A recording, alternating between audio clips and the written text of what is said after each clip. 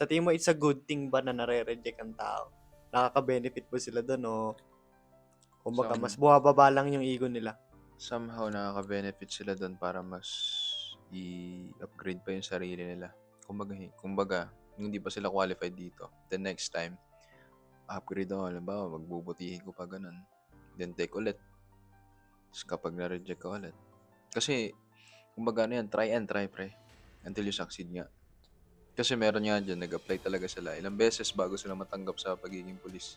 Mga 6 times, ganun. Kasi talaga, kung gusto mo talaga yung ginagawa mo, pre, kung gusto mo talaga isang bagay, at ilang beses kayo reject nun, gagrab mo pa din hanggang sa makuha mo siya ganun. May ganun mga tao talaga. Dahil may ibang tao naman pag na-reject na, kumbaga na-reject na ako ngayon ng tao ngayon, ayoko na.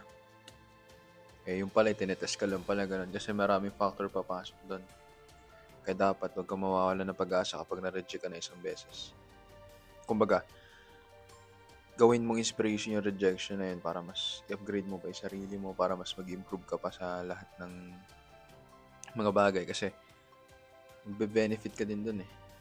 Mas ma-upgrade mo pa yung sarili mo, mas magle-level up ka pa ganun.